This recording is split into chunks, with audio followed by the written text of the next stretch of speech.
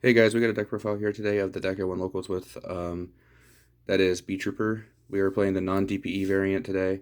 I wanted to just to try and mix it up and not really rely on Destroyer Phoenix. And it didn't really matter too much not having it, obviously since I won.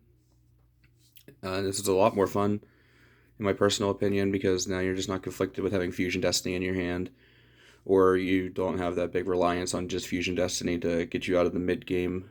And yeah, I really like the deck. So before we get started into it, I'd just like to say again, thank you for all the support.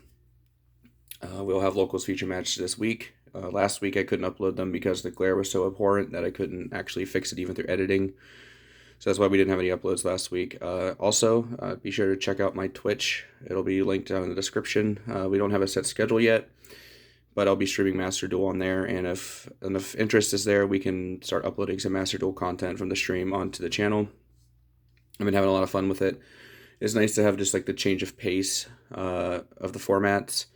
That being said, there are some things I wish that weren't in there, like Max T and number 86, and then Calamities as an example. But overall, the game has been a lot of fun, and it's been a nice change of pace as we wait for our ban list, even though I don't think anything I play is really going to get hit too much.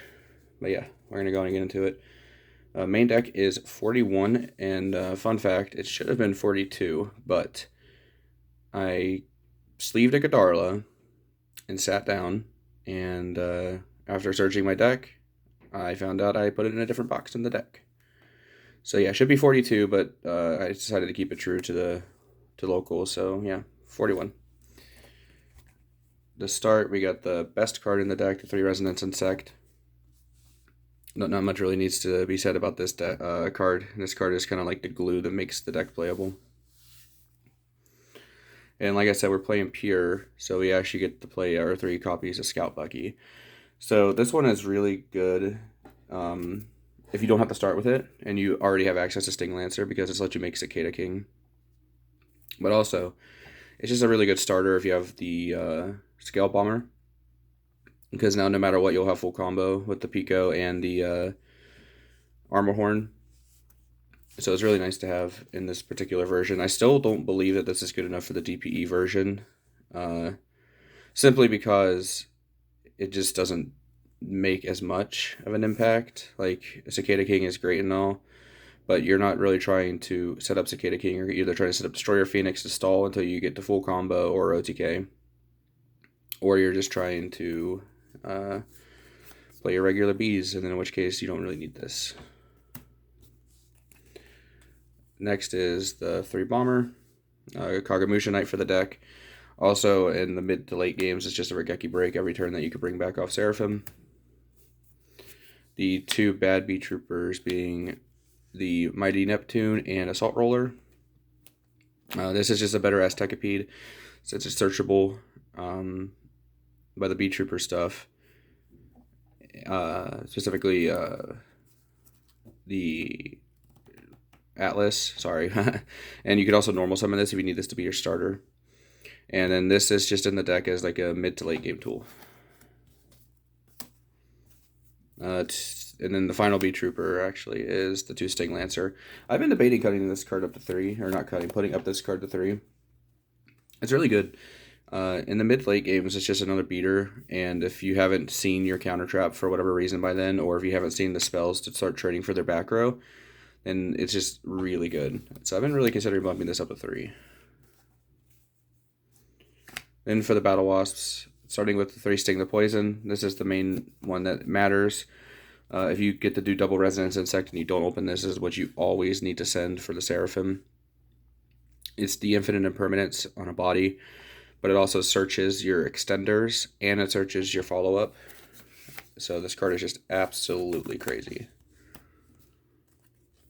Next is the extender we just mentioned, Pin the Bullseye. This card is always loyal to my friend Corbin. Always opens with this card. We played at locals round 3.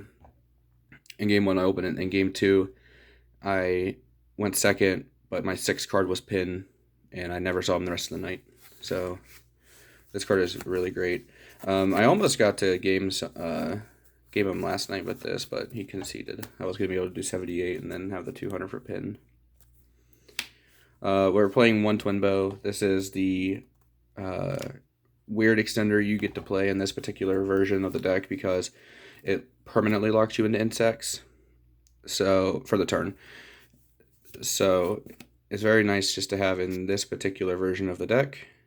It doesn't, you can't really play it in the other one because, like I said, if you have it and you start with it, then you just don't get to play your Destroyer Phoenix if you get stopped. But in this one, it's really great. It's just a nice one of. And then we're still only playing one Arbalest. The reason we're only playing one is because you never want to draw it.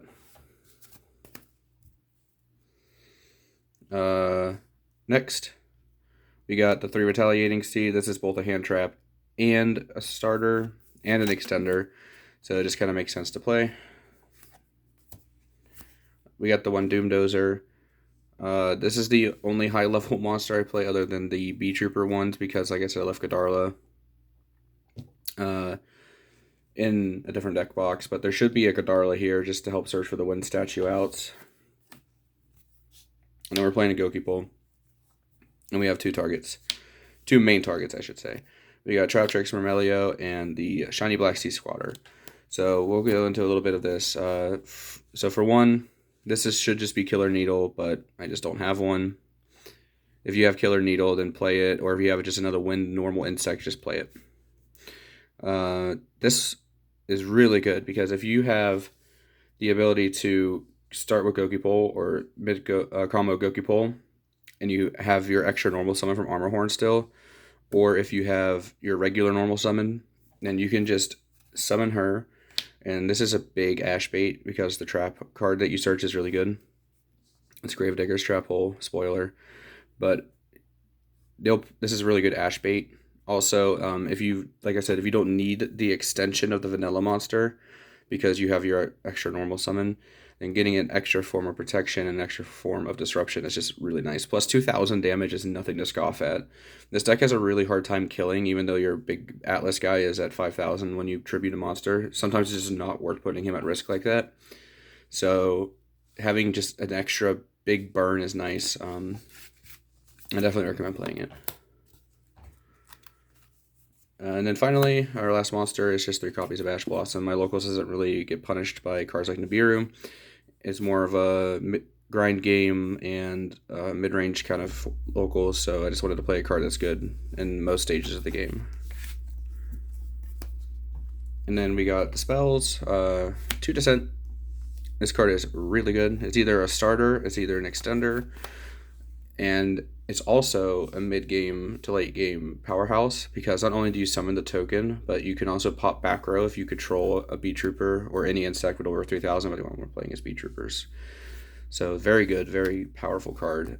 If you consider actually bumping this up to 3 just because of its late-game power, but I never really wanted to draw it as my starter just because there are better starters, and I don't want to go up to like 43 cards. 42 is already a little clunky, but for locals, it was 41, as I said before.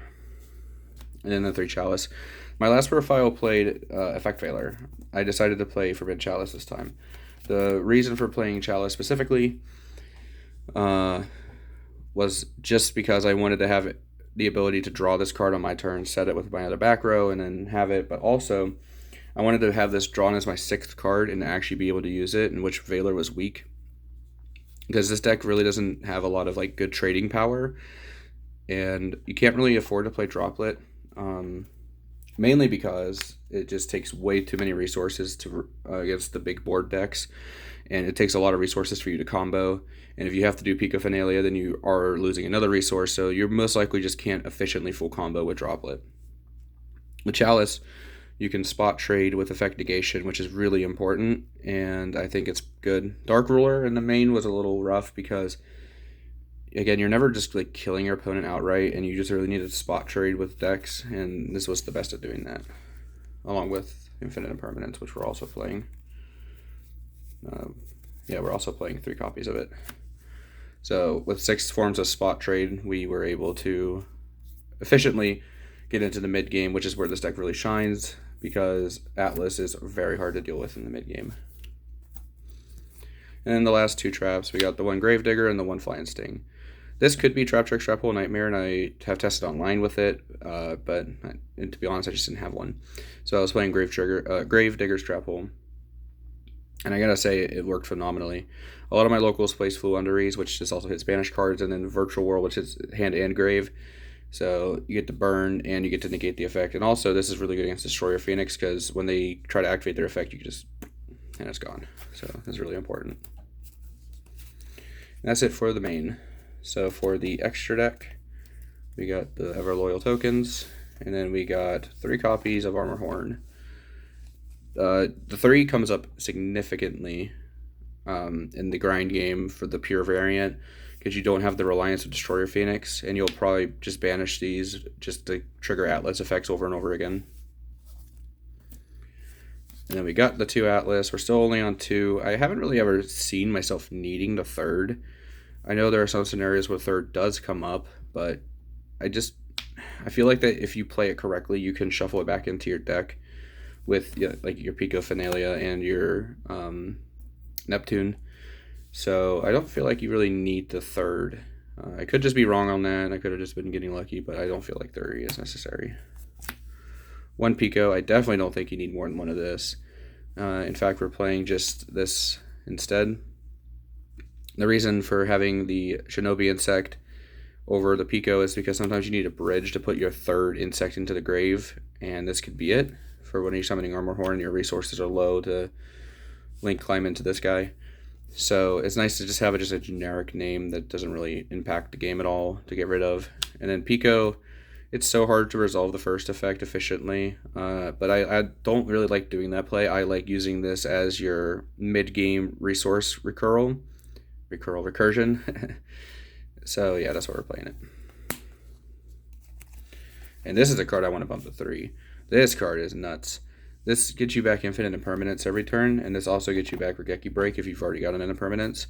So this card single-handedly lets you win the grind game. It's honestly just crazy how good this card is. Plus, it's an insect, so you can either scale up into it or you can use it as a bridge. So I definitely want to find room for 3. I don't know what I'd cut. It'd probably be the Link Spider that I'm about to show you. Mainly because Link Spider never really comes up anymore. It's hard to get into this and actually use it for anything efficient since it's a Cyberse. But it's there for whenever you get Nibiru'd, or you need the token and you need to climb into things that take specifically affect monsters or cards that aren't tokens like Appaloosa and Access Code. So that's why it's in here for now. But it's never actually come up in testing or play. We're playing the IP Unicorn package.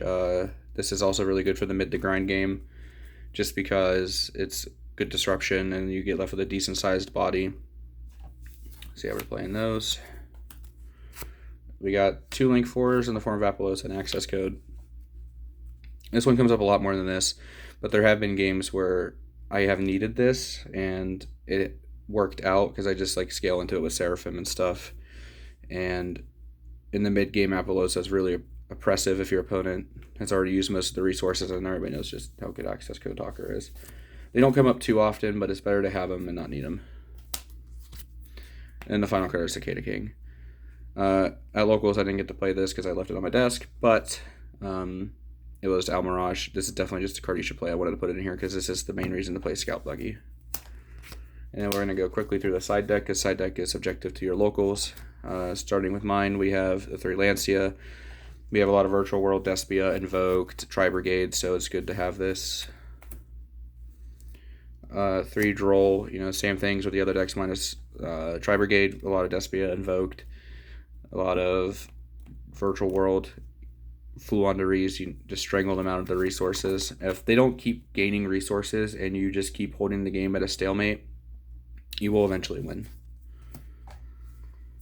3 Dark Ruler no more.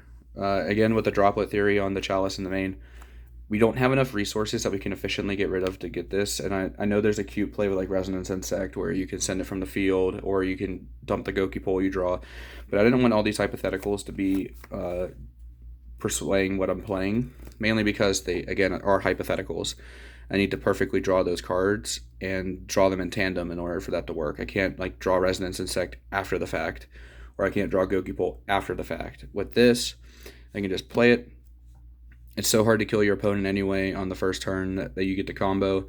So just blanket negating everything is so important. But definitely do not recommend playing droplets in this deck. The 3 Lightning Storm. This could be either a quick play, Spell Trap Destruction, or you could just play Mass Board Wipe. I don't have any players that play the Sky Prison at the moment, so this is never truly a dead card, and that's why I'm playing it. And sometimes you just need to clear everything, and it's just so efficient at doing that, obviously. Pretty much every time I've activated this, even if it got negated, I won because it negated this and not an important piece of the combo. And then the final card is 3 Summon Limit. If you get to go first, or if you're forced to go first, you get to set this up with Atlas, and that's really hard to out. And that's pretty much the only reason we're playing it. It's also really cute against Fluunderies, because they have to summon 2 times to summon their tribute, and then you just like smack them on the eagle, and then they just kind of sit there dumbfounded, like, what did I do? So yeah, that's it for the deck profile. It's a little long one again. I probably should get better at cutting some of this out, but the deck is so much fun. I really do enjoy this deck, and every variant that I've played so far. It feels fun to play. The grind game is really good. The mid game is good, and I highly recommend picking this deck up if you have any interest in it. It's very cheap. It's a lot of fun, and yeah. Please remember to comment, rate, subscribe, and check out the Twitch channel down in the comment section down below.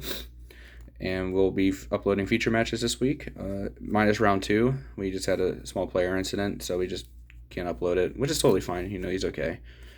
And yeah, we're going to be uploading feature matches, and then we'll be streaming the other days. Thanks for watching. Peace, YouTube.